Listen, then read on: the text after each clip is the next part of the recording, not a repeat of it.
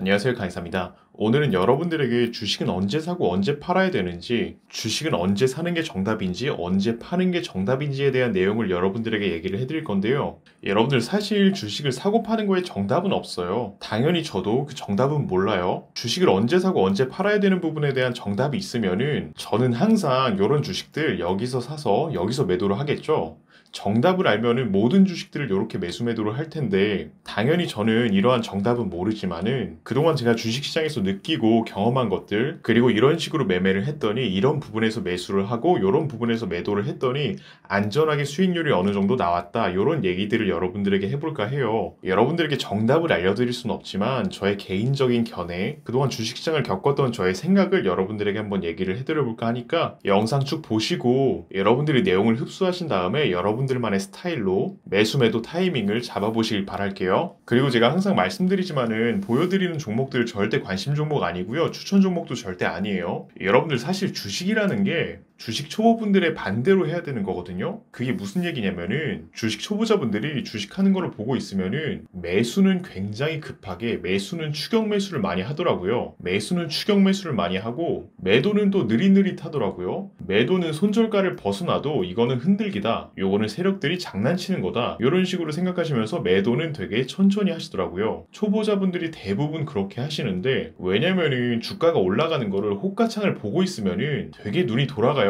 나만 이 주식에 탑승을 못할 것 같고, 나만 요 주식을 못 살 것 같고, 이런 느낌을 받으셔가지고 매수를 급하게 하시는 거 이해하고, 매도도 현실 부정을 하고 싶으셔가지고 손절을 못 하시는 거 저는 이해는 하지만 절대 그렇게 하시면 안 돼요. 오히려 주식은 그 반대로 해야 되거든요. 여러분들 항상 주식은 매수는 천천히 신중하게, 누구보다 신중하게 이 종목이 어떤 종목인지, 재무제표는 어떤지, 이런 부분들 꼼꼼하게 확인하시고, 재무가 마음에 들고 종목이 마음에 들어도 차트가 형편없으면 매수하는 게 아니에요. 항상 신중하고 천천히 매수를 하셔야 되고, 매도는 누구보다 빠르고 누구보다 신속하게 내가 정한 나만의 기준을 벗어나면은, 나만의 손절 라인을 이탈하면은 누구보다 빠르게 기계처럼 매도를 하셔야 돼요. 주식은 그렇게 하셔야지 오래오래 하실 수 있고 꾸준한 수익을 내실 수 있어요. 그리고 또 한 가지 초보자분들이 많은 실수들을 하고 계시는 게, 상승 추세인 주식을 바로 매도를 해버리거든요. 예를 들어서 이런 장대 양봉이 나오면은 바로 매도를 하시는 분들이 계세요. 상승 추세인데도 불구하고 바로 매도를 하시는 분들이 계시고, 하락 추세일 때 하락 추세인 걸 인정하지 못하고 계속 물타기를 하시는 분들도 계시거든요. 이런 자리에서 빠졌다고 매수, 여기서 또 빠졌다고 매수, 여기서 또 빠졌다고 매수,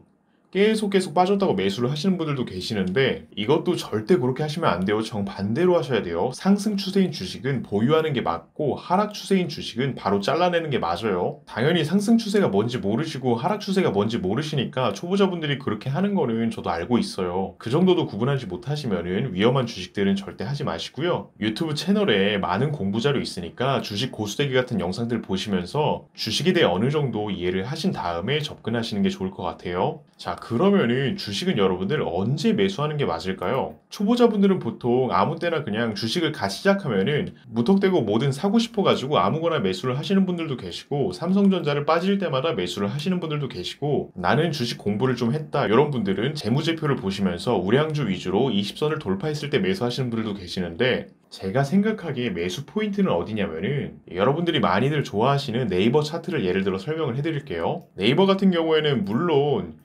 요런 자리에서 매수하면 굉장히 좋겠지만은 요런 자리에서 매수하기 쉽지 않으니까 다른 부분을 제가 한번 설명해 드릴게요. 제가 생각하는 매수 포인트는, 주식이 있잖아요. 여러분들 주식이 이런 식으로 역배열로 횡보하고 있을 때는 전혀 볼 필요가 없어요. 그냥 종가만 계속 확인하면 되고, 이 주식을 매수해야겠다, 나는 반드시 이 주식을 사야겠다, 이런 마음 전혀 가지실 필요 없어요. 확실한 시그널이 나올 때 매수해도 충분히 늦지 않거든요. 제가 생각하는 주식을 매수해야 될 시기는 이런 부분이거든요. 이런 부분이 뭐냐면은, 여러분들 주식이 정배열로 바뀌기 시작하면서 거래량이 늘어가는 순간들이 있어요. 이때부터 이 주식이 주목을 받기 시작하는 거예요. 거래량이 나오면서 정배열로 바뀌었다는 거는 매도 물량이 많았는데도 불구하고 매수세가 강해가지고 큰 거래량과 주가가 정배열로 바뀌었다는 걸 의미하는데요. 그렇다는 거는 이때부터 이 주식이 주목을 받기 시작한 거기 때문에 굳이 여러분들이 이런 부분에서 매수하셔가지고 이런 자리에서 매수하신 다음에 다른 주식 다 가는데 내 거만 안 가네. 내 거만 계속 횡보하고 너무 재미없네.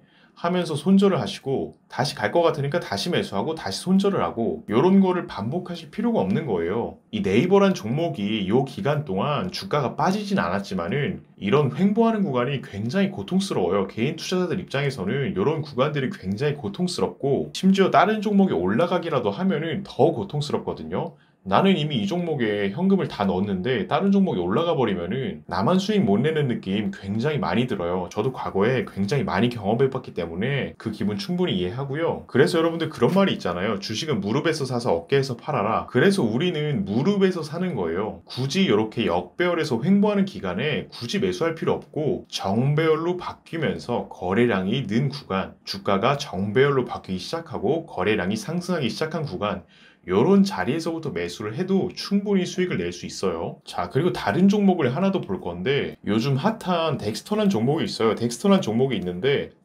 여러분들 요 종목도 마찬가지예요. 제가 241선을 설정해 놨는데 요 기간에는 볼 필요가 없는 거예요. 요 기간에는 역배열로 주식이 있잖아요. 정배열로 바뀔 때까지는 전혀 볼 필요가 없어요. 괜히 요런 기간에 매수했다가 고통받으실 필요 전혀 없어요. 주식에 신이 있다면은 요런 자리에서 매수를 하겠지만 실질적으로 불가능하잖아요. 그렇기 때문에 우리는 굳이 요런 주식들 이 기간에 볼 필요 없다는 거예요. 자, 그럼 매수 타이밍은 언제일까요? 딱 봐도 보이죠? 요렇게 작게 봐도 보여요, 여러분들. 거래량이 늘고 있죠. 거래량이 늘고 있고 정배열로 바뀌고 있죠. 확대해서 볼게요. 보시면은 거래량이 10배가 늘었어요. 15배 늘었네요. 1500%가 늘었고 모든 이평선들이 정배열로 바뀌기 시작하죠. 요런 자리가 매수 포인트가 되는 거거든요. 주식은 요런 자리에서 매수해도 충분히 많은 수익들을 낼 수 있는데 근데 초보자분들은 꼭 항상 이렇게 횡보하는 자리에서 매수를 하거나 하락 추세에서 매수하셔가지고 굉장히 많은 고통을 받아요. 물론 이런 자리에서 매수를 해도 충분히 단타는 가능하겠지만 굳이 이런 자리에서 이 종목을 매수할 필요가 전혀 없는 거예요. 정배열로 바뀌면서 거래량이 늘어날 때 이런 자리에서 매수 포인트를 잡아도 충분히 괜찮은 자리가 나오고 무릎에서 잡을 수 있는 포인트가 나오니까 제 생각에는 정배열로 바뀌면서 거래량이 나온 순간이 가장 중요한 구간이라고 판단되고요. 근데 여러분들이 이런 자리에서 매수를 못 하시는 이유도 알고 있어요. 많은 종목들을 알고 있지 못하기 때문에 그런 걸 저도 알고 있거든요. 왜냐면은 내가 아는 종목이 만약에 내가 아는 종목이 이 덱스터 한 종목이에요. 덱스터 한 종목인데 지금 나는 돈을 가지고 있는데 1년 동안 자리가 안 오는 거예요. 1년 동안 이 강의사라는 사람이 설명한 그 매수 급소가 안 오는 거예요. 자, 그럼 너무 답답하죠. 다른 사람들은 매수해서 수익을 내고 있는데 나만 매수 급소가 안 와가지고 매수를 못하고 있으면 너무 답답해요. 자, 그러면 어떻게 될까요? 그냥 매수하면 될까요? 절대 아니죠. 다른 종목으로 눈을 돌려야 되는 거예요. 여러분들 주식에는 사이클이 있거든요. 어떠한 종목이 코스피 지수를 방어해주면서 올라가면은 어떤 종목은 하락할 수밖에 없어요. 모든 종목이 올라가고 모든 종목이 하락하진 않거든요.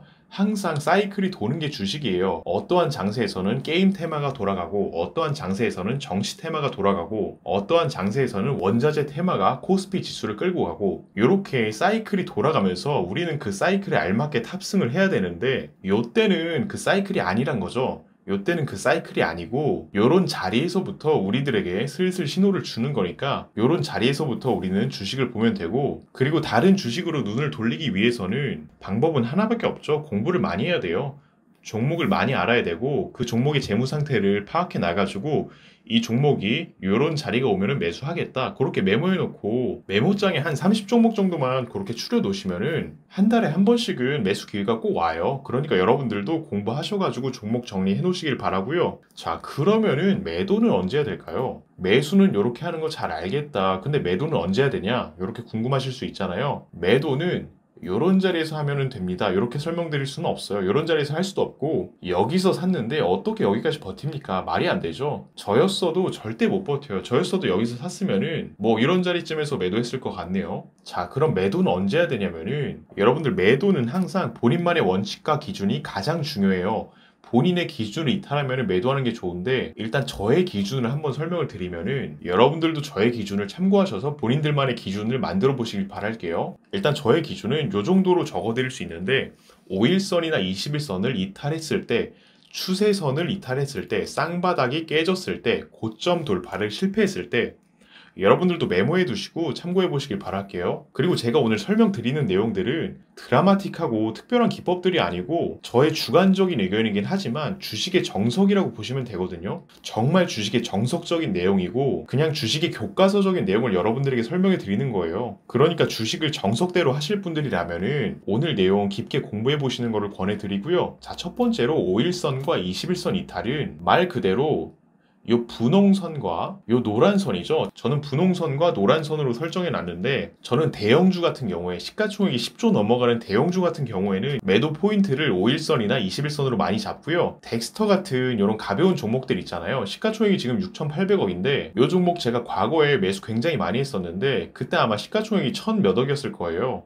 굉장히 가벼웠는데 그런 종목들 같은 경우에는 추세선이 깨지거나 쌍바닥이 깨지거나 고점 돌파를 실패했을 때 요거 세 가지를 가장 많이 보거든요. 추세선 같은 경우에는 한번 여러분들만의 기준을 세우시고 선을 그려보는 거예요. 저점에서부터 선을 이렇게 아래 꼬리를 단 방향으로 그려보는 거예요. 그렇게 추세선이 이탈한 순간이 오면은 그때 매도 포인트를 잡아볼 수 있는 거고, 쌍바닥이 깨지는 건 뭐냐면은 바닥이 나왔죠. 또 한 번 바닥이 나왔어요. 바닥이 더 위에 있죠. 쌍바닥이 깨지지 않았네요. 그러면 일단 홀딩해 볼 수 있는 거예요.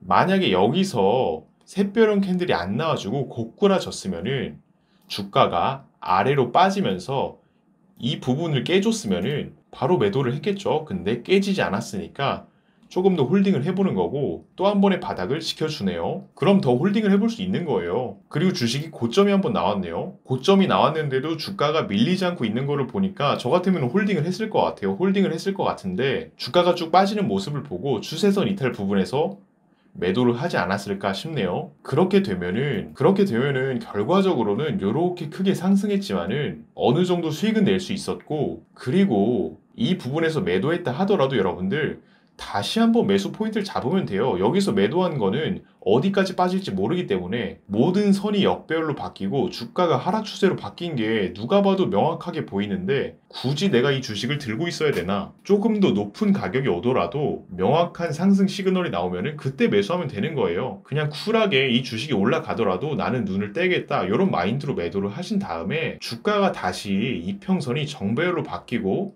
거래량이 나오기 시작하면은 이런 자리들이죠. 거래량이 나오기 시작하죠. 주가가 정배열로 바뀌었고요. 내가 매도한 가격 근처더라도 내가 이 자리에 매도했더라도 다시 한번 매수를 해볼 수 있는 거예요. 왜냐면 확실한 시그널이 나왔으니까. 그리고 이 자리에서는 어디까지 빠질지 모르기 때문에 일단 매도를 하는 거고요. 이런 식으로 주식을 하는 게 주식의 정석이라고 저는 생각을 하고 있고요. 오늘 영상은 주식 초보자분들에게 굉장히 많은 도움이 될 영상이라고 저는 생각을 해요. 주식시장에서 정말 어떠한 매매 기법보다 저는 중요하다고 생각이 되고요. 정배열에 대해서 완벽하게 모르시는 분들은 이 영상부터 보시는 거를 권해드릴게요. 정말 중요한 내용이니까 여러분들 꼭 이 영상 참고해 보시길 바라고요. 이상으로 오늘 영상 마무리하고요. 영상 도움 되셨다면 좋아요, 구독 부탁드릴게요. 감사합니다.